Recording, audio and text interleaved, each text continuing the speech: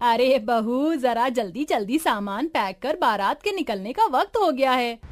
माँ जी, सारा सामान पैक हो गया है। अब तो बस मुझे मेरी देवरानी का इंतजार है। आप देखना, जब मेरी देवरानी आएगी ना, तो हम दोनों देवरानी जेठानी नहीं बल्कि बहनों की तरह रहेंगी। सभी लोग जल्दी जल्दी सारी तैयारियां खत्म करते हैं और बारात लेकर निकल जाते हैं। शादी होने के बाद सभी लोग घर की नई बहू अलका को लेकर घर आ जाते हैं, जहां ज्योति और लक्ष्मी बड़े प्यार से अलका का स्वागत करती हैं। ओह गॉड, इतनी ज्यादा गर्मी है यहाँ, मेरा तो दम घुट रहा है। मेरा रूम कहाँ है? मुझे चेंज करना है। आओ अलका, मैं तुम्हें तुम्हारे कमरे में ले चलती हूँ।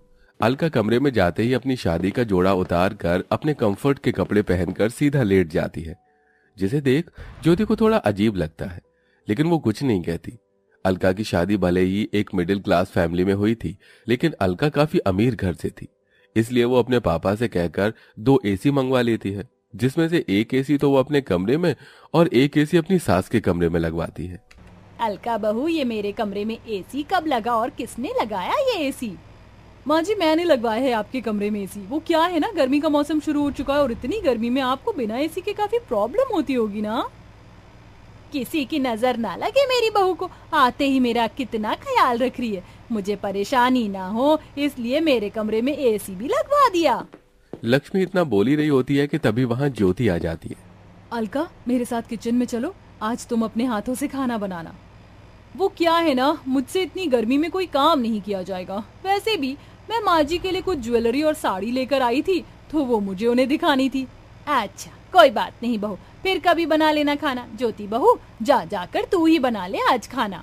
ज्योति को यह सब बड़ा अजीब लगता है, लेकिन वो ज्यादा ध्यान नहीं देती और ऐसे ही कुछ दिन गुजर जाते हैं। अलका, आज ढेर सारे कपड़े हैं, आओ कपड़े धोने में मेरी मदद करो। लेकिन मैं तो माँ जी के साथ बाहर पार्लर जा रही थी। तो बाद में चले जाना, घर का काम जरूरी है या पार्लर जाना? एक दिन अगर तू कपड़े धो लेगी तो क्या हो जाएगा, इतने सालों से तो तू ही धो रही है। अलका बहू, चल, हमें पार्लर के लिए लेट हो रहा है। अलका लक्ष्मी को अपने साथ पार्लर ले जाती है। ये सब देख ज्योति को गुस्सा तो बहुत आता है, लेकिन वो कुछ नहीं कहती। ज्योति हमेशा यही सोचती थी, जब उसकी देवरानी आएगी तो वो दोनों मिलकर जिम्मेदारी को संभालेंगे, घर के सारे काम करेंगे। लेकिन जब से अलका आई थी, तब से वो हमेशा अपने पैसों के बल पर अपने साथ साथ अपनी सास के भी शौक पूरे करती और घर के कामों से भी बच जाती। चाची चाची, मुझे बहुत गर्मी लग रही, मेरे लिए मैंगो शेक बना दो ना। मिंकू ये कहते हुए अलका का हाथ हिलाने लगता है। अलका नेल पेंट लगा रही होती है, जिसके चलते उसका नेल पेंट खराब हो जाता है। तेरी वजह से मेरी नेल पेंट खराब हो गई, तुझे क्या 2 मिनट का भी सब्र नहीं है? ये कहते हुए अलका मिंकू को गुस्से में जमीन पर धक्का दे देती है। मिंकू के चिल्लाने की आवाज को सुनकर सभी लोग वहां आ जाते हैं। मिंकू, तू ठीक तो है ना? अलका, तुम्हारा दिमाग तो नहीं खराब हो गया? तुम्हारी हिम्मत कैसे हुई मेरे बेटे को धक्का देने की?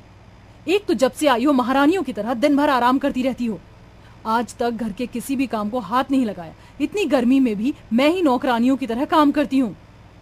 तुम्हारी इतनी हिम्मत कि तुमने मुझसे इस तरह से बात की। जानती भी हो मैं किसकी बेटी हूँ। बस अब मैं अपनी इंसल्ट और बर्दाश्त नहीं कर सकती। मैं तुम्हारे साथ इस घर में नहीं रह सकती, मुझे बंटवारा चाहिए। हाँ, तो मैं भी कौन सा तुम्हारे साथ रहने के लिए मर रही हूँ, मुझे भी अब बंटवारा ही चाहिए। अरे तुम दोनों का दिमाग तो नहीं खराब हो गया? तुम दोनों ये क्या बातें कर रही हो? माँ, अब आप ही को समझाओ इन दोनों को। मैं क्या समझाऊं, जो हो रहा है सही हो रहा है। वैसे भी मैं तो अलका को ही अपनी बहू मानती हूँ। जब से आई है मेरा कितना ख्याल रख रही है। गर्मी में सबसे पहले इसने ही मेरे लिए एसी लगवाया, रोज मुझे शॉपिंग करवाती, आइसक्रीम खिलाती, और कल तो हम लोग स्विमिंग पूल भी गए थे। मैं तो अलका के साथ ही रहूंगी। लक्ष्मी के फैसले के आगे अब कोई कुछ नहीं बोलता था, जिसके बाद अब अलका व्हाइट पेंट लेकर आती है और सबसे पहले हॉल में लाइन खींच देती है। साथ ही साथ बाथरूम, किचन, डाइनिंग टेबल, यहाँ तक कि फ्रिज पर भी लाइन खींचकर उसका भी बंटवारा कर देती है। और अब एक तरफ लेकिन अलका अपने पति नितिन और सास के साथ रहती है, वहीं दूसरी तरफ लाइन के ज्योति अपने पति दुर्गेश और बेटे के साथ रहती है। अलका बहू, बहुत भूख लग रही, जल्दी से खाना बना दे। क्या क्या कहा आपने? मैं खाना बनाऊंगी? मैंने अपने मायके में आज तक चाय तो बनाई नहीं, और आप मुझसे खाना बनाने की उम्मीद कर रही हैं। ज्यादा भूख लग रही है तो खुद जाकर बना लीजिए। अपनी बहू की बात सुन बेचारी लक्ष्मी खुद गर्मी में आकर किचन में खाना बनाने लगती है। वहीं लाइन की दूसरी तरफ ज्योति भी खाना बना रही थी। कैसी निकम्मी बहू है मेरी, इसे दिखाई नहीं दे रहा है कि इसकी बूढ़ी सास इतनी गर्मी में भी खाना बना रही है। ये नहीं आकर कुछ मदद कर दे। लक्ष्मी मन ही मन ज्योति को कोसने लगती है और खाना बनाकर वहां से चली जाती है। और ऐसे ही कुछ दिन गुजर जाते हैं। लक्ष्मी देखती है कि ज्योति लाइन के उस तरफ अच्छे से झाड़ू पोछा करके साफ सफाई कर रही है। लाइन के इस तरफ वाला घर किसी हीरे की तरह चमक रहा है, वहीं उसके वाला घर किसी कूड़ेदान की तरह लग रहा था। अलका बहू उठ जा, पूरे घर की सफाई कर दे, पूरे घर में कचरा फैला हुआ है। तू बहू है इस घर की, ये सब तेरा काम है। माँ जी, तो आप भी इस घर की बहू ही हैं। उठिए और जाकर साफ सफाई करिए। इतनी गर्मी में मैं तो इस एसी के सामने से नहीं हिलने वाली। अलका की बात सुन बेचारी लक्ष्मी खुद ही उठकर घर की सफाई करने लगती है। मेरी कमर, इस कमर दर्द और गर्मी ने तो परेशान करके रख दिया। कहाँ फंस गई मैं। अलका खुद पूरा दिन गर्मी में एसी के सामने आराम करती रहती है, वहीं वो अपनी सास लक्ष्मी से नौकरानी की तरह घर के काम करवाती है। हमारे कमरे में कितनी ज्यादा गर्मी है ना, पता है चाचा चाची के कमरे में बड़ा वाला एसी लगा हुआ है, उसमें से बहुत ठंडी ठंडी हवा आती है। माँ, हम एसी कब लगाएंगे? हम तुम्हारे चाचा चाची की तरह अमीर नहीं हैं। तुम्हारे चाचा मल्टीनेशनल कंपनी में काम करते हैं और तुम्हारे पापा मामूली कूलर की दुकान में, समझे?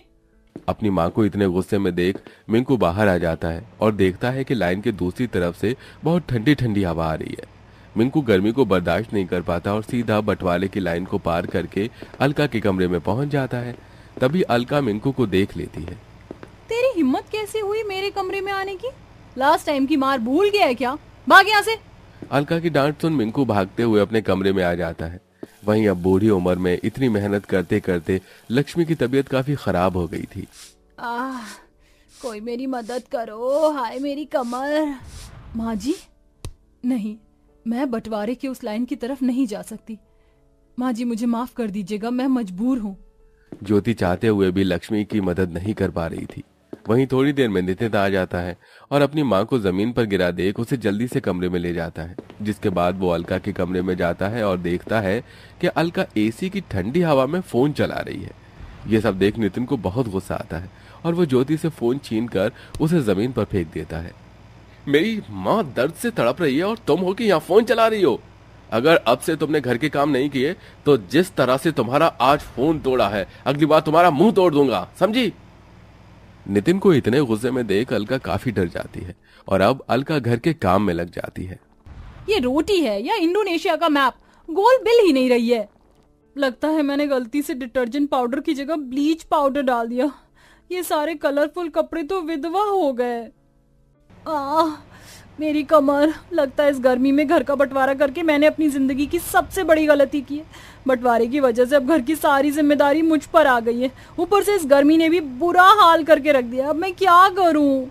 ये कहते हुए अलका जोर जोर से रोने लगती है और अब वो माफी मांगने के लिए अपने खुद की खींची हुई बंटवारे की लाइन को पार करके सीधा अपनी जेठानी ज्योति के कमरे में जाती है, जहां वो देखती है कि उसकी सास पहले से ही वहां मौजूद है।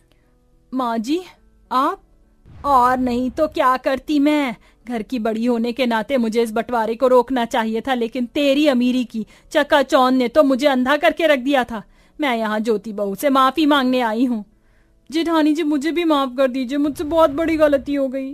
देवरानी जेठानी में घर का बंटवारा करके मैंने बहुत बड़ा पाप किया है, लेकिन अब मुझे मेरी गलती का एहसास हो गया है। नहीं, मैं तुम्हें इतनी आसानी से माफ नहीं कर सकती। भगवान के लिए हम दोनों को माफ कर दे बहू, हमसे बहुत बड़ी गलती हो गई है। माँ जी, ये आप क्या कर रही हैं? आप मेरे सामने हाथ मत जोड़िए। ज्योति अपनी सास और देवरानी को अपनी अपनी गलतियों का एहसास होता देख उन्हें माफ कर देती है, जिसके बाद अब दोनों देवरानी जेठानी मिलकर घर की जिम्मेदारियों को उठाते हैं और मिलजुल कर सारे काम करते हैं और सब लोग हंसी खुशी रहते हैं।